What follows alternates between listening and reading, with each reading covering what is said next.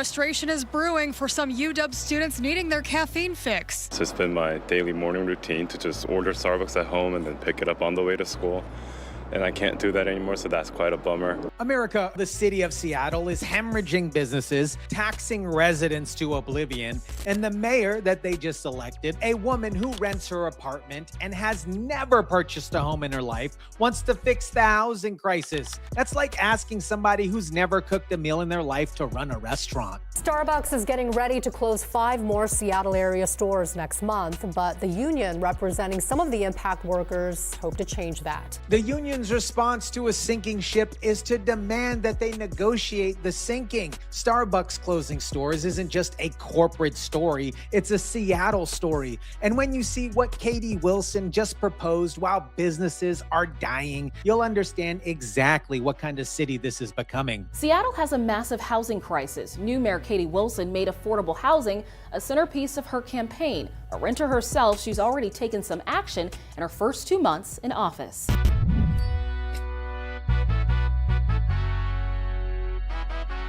What is up, guys? Tyson DeLaCruz here. Thank you so much for rocking with me. A renter running a city on affordable housing. Let's get into it. Full disclosure, guys, I think Starbucks coffee is overpriced and honestly not that good. $7 for a cup of hot milk with a pump of syrup, hard pass. But here's the thing. Starbucks closing 5 stores in their hometown is a 5-alarm fire for what Seattle has become. The new CEO inherited an absolute disaster. Too many locations, too fast, too much focus on hiring people based on their nose ring collection instead of whether they can actually make a good cup of coffee and smile at a customer. Customer service went from having a great day to getting an attitude when you don't tip. What is going on? They just hand you the thing that's asked how much you want to tip, and then they look away. And then it says 18%, 22%, 32%, refinance your house. And then you click no. I click no. And then they look at it and then they're like,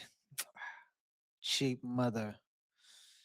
Then they have the audacity to ask, would you like to round up to a charity for kids without big toes? No, I don't want to round up for a charity for kids without a big toe. You know why? Because it helps their balance, okay? Starbucks confirms it's closing 5 Seattle locations in a matter of weeks based on a combination of factors like customer experience and financial performance. 4 of those stores are unionized shops, including the U-District, and the site of prior pickets for better pay and working conditions. What's outrageous? Starbucks wages! Still, the coffee giant insists union status has nothing to do with their closure decisions. A Starbucks spokesperson tells Como by email the company is always evaluating its portfolio of stores, adding sometimes that means investing in updates or trying new formats. Other times it means making the difficult decision to close a location that no longer fits how people in that community live, work, or gather. No longer fits how people live, work, or gather. Simple translation here. Nobody is coming to downtown anymore. Read between the lines here. When a company describes their flagship city as a place that's changed how people live, work, and gather, they are absolutely politely saying Seattle's downtown has become somewhere nobody wants to be. You don't close 5 stores in your hometown because business is booming. This comes less than a week after Starbucks announced plans to open a new corporate office in Nashville, Tennessee. In the future, I think the CEO has to do something drastic because their stock price is down 13% in last year. Nashville gets a new office the same week Seattle closes 5 stores. It's not a coincidence. Nashville, you guys, not Portland, not San Francisco, Nashville, a city with no state income tax, a functioning downtown, and a government that isn't actively making it impossible to turn a profit. The new CEO isn't just closing stores. He's quietly locating Starbucks away from its own birthplace. And Starbucks leadership hasn't even noticed. That's bad enough, but while Starbucks has a $1 billion cushion to absorb Seattle's dysfunction, small business owners obviously don't. A survey by The Intentionalist shows 67% of Seattle's small business owners are reporting more financial strain now than during the pandemic. And just gradually, each year, it started going up. But as of, I'd say 6 months ago, I'm seeing a decline. 67% say that it's worse than the pandemic, during which the government literally shut down all businesses. Let that land for a moment. During C-19, the government ordered businesses to close. People couldn't leave their homes and the economy nearly collapsed. And somehow, right now in 2026, with everything open, 67% of Seattle small businesses say that it's harder than then. What does that tell you about what Seattle's government has done to their own economy? Now, let me be honest with you. The businesses that they interviewed for this particular story is a consignment clothing store. I'm not going to pretend that that's the world's most bulletproof business model. Consignment stores were struggling before C-19, during C-19, and they'll struggle after. That's just the simple reality of that. Everything from increasing property taxes to high minimum wages. I'm lucky enough that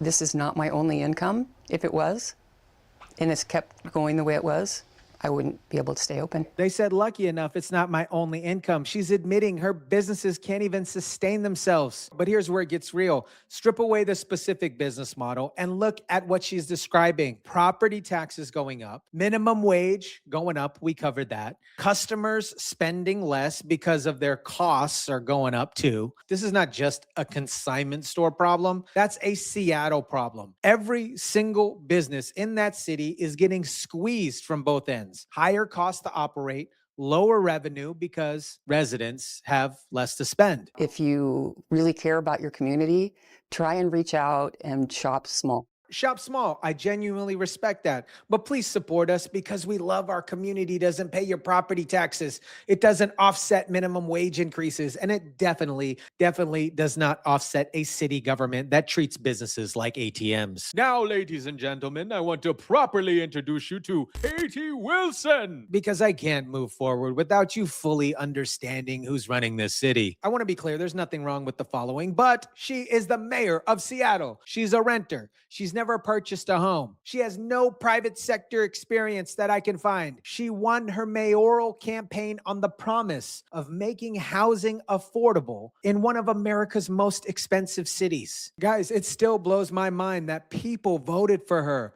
You think at the bare minimum, the person you hired to fix the housing crisis would have at some point in her adult life gone through the process of actually buying a home, understanding a mortgage, building equity, managing a budget, or managing anything with actual bills attached to it. Apparently, that's optional now. Our housing crisis has been building for many, many years. It has many causes. The big one is that we have not been building housing to match our growing region. We've also seen decades of federal disinvestment in subsidized housing. Tackling this crisis really is an all hands on deck kind of thing. But one thing we can do is make it possible for the private market to build more housing in our great neighborhoods. Make it possible for the private market. She's describing removing regulations that our own party created. Did you catch that accidental honesty? She just said Seattle hasn't built enough housing to match growth, and the solution is making it easier for the private market. Translation: government regulations had made it nearly impossible to build, and now she's attempting to slowly unwind them while calling them her brilliant plan. The party that created the regulations is now taking credit for reducing them.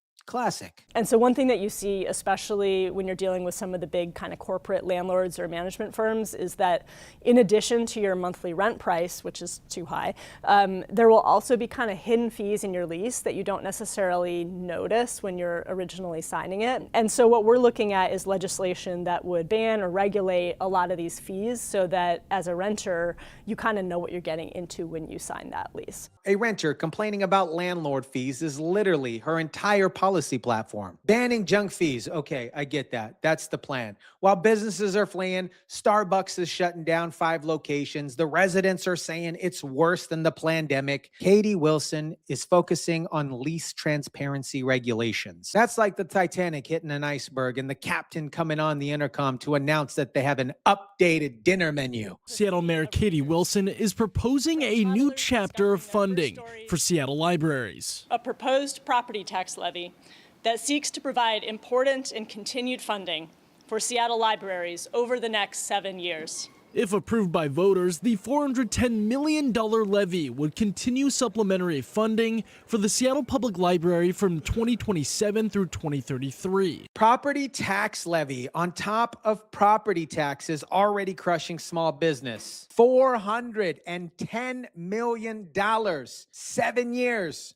Property tax levy. The same property taxes that consignment store owner just told us are already crushing her. The same taxes that are part of why 67% of small businesses say it's worse than the pandemic. And Katie Wilson's solution is to add them for the library. What in the world is happening in Seattle? A typical home worth about $872,000 would pay around $163 in the first year under this proposal. That's about 19 cents for every $1,000 of the home's assessed value. They're selling tax increases by breaking into the pennies per thousands. Classic political math here. The average Seattle home is worth $872,000, and they're pitching this as only $163 a year. That is one of the oldest tricks in government. Make a tax sound tiny by chopping it into the smallest denomination. It's only 19 cents per thousand. Meanwhile, if you own a property in Seattle, you're already paying some of the highest property taxes in the state. Starbucks just left. Your tenant base is absolutely shrinking. And now you're getting another bill for a library system that serves people who are, as we speak, sleeping on sidewalks outside. Investing in our libraries means investing in every community member and in the shared public spaces that help our city learn, grow, imagine, and thrive together. The proposal would keep all 27 neighborhood branches open, expand book collections and digital resources, improve technology, and address maintenance and safety needs across the system. And if this proposal is approved by council, then it'll go to a vote on the primary election ballot in August. 4 words that describe nothing happening in Seattle's economy: learn, grow, imagine, and thrive. It's genuinely beautiful and poetic, guys. Meanwhile, drug addicts are using those library bathrooms as apartments. Businesses are shutting down. And the city's new mayor, who's never owned a property in her life, is proposing property tax to fund buildings that are currently functioning as indoor homeless shelters. And they're wondering why businesses are leaving. America, here's what nobody wants to connect for you. Seattle didn't accidentally become this mess. This is what happens when you elect people who have no skin in the game. Katie Wilson doesn't own a property, so a property tax levy feels absolutely painless to her. She's never run a business, so hidden fees and leases feels like the biggest economic problem to solve. She's never had to make payroll, so a minimum wage increase is just a moral statement, not a financial grenade. Starbucks leaving? That's not the beginning of the story. That's the verdict. When a company abandons its own hometown for Nashville, Tennessee, the trial is over. Seattle lost. Here's what's coming next. That $410 million library levy passes in August because Seattle voters keep voting for the people proposing it. Property taxes go up. More businesses follow Starbucks out the door. Wilson miraculously announces another initiative. And mark my words, 4 years from now, somebody's going to be doing a survey showing how things are worse than they were under the last mayor that they elected to fix it. Let me know what you think about this. Drop it down in the comments section down below. Smash the like button if you kindly would. Share, subscribe. And as always, guys, I'll catch you on the next one.